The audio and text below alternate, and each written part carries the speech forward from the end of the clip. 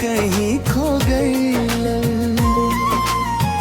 सजना तोरे प्यार में हम पागल भई बंदा, दिन रात बस तोहरे ख्याल में रहनी लेनी। तोहरा बिना अब मन ना लागे रे, दिलवा के धड़कन में बस गइल बानी। सजना तोरे प्यार में हम पागल भईना, हर सपना में तोहरे संग चलनी जे। जियरा कहे हर पल धीरे से, जन्म जन्म तक तोहरे होके रही। सजना तोरे प्यार में हम पागल बनी, दिन रात बस तोहरे ख्याल में रहनी दे।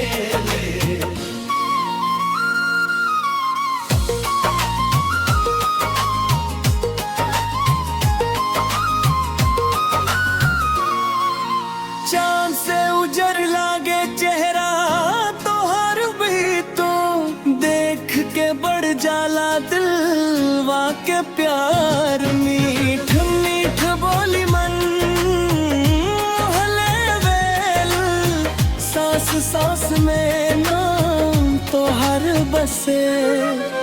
राह में जब तू सामने आवेलू, दिलवा के धड़कन तेज हो जालू।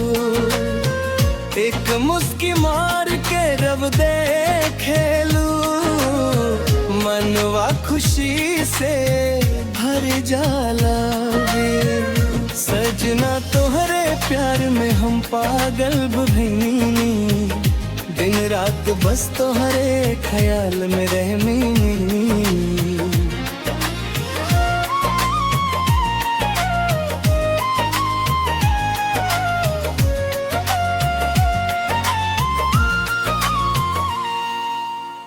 भोर भइल ता याद तोहार आवे, रात में सपना बनके मुस्कावे वे। तोहरे बिना सब सुना सुना लागेलू, तोहरे संग दुनिया रंगीन लागेला। हाथ पकड़ के साथ निभैबू वे, हर मुश्किल में साथ चलाईदा।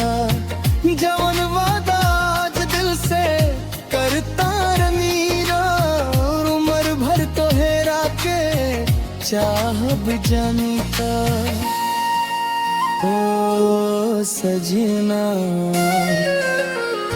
तोहरे बिना अब कुछ ना भावे,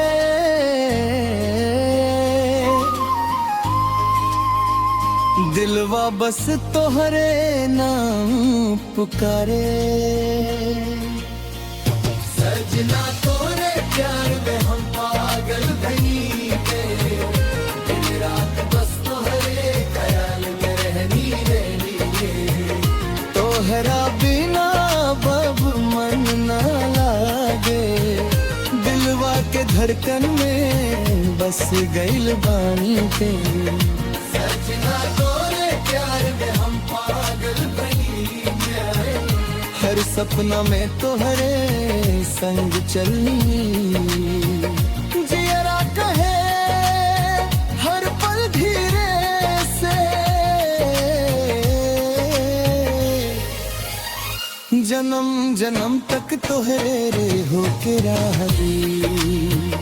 सजना तोहरे प्यार में हम पागल भईनी, दिन रात बस तोहरे ख्याल में रहनी।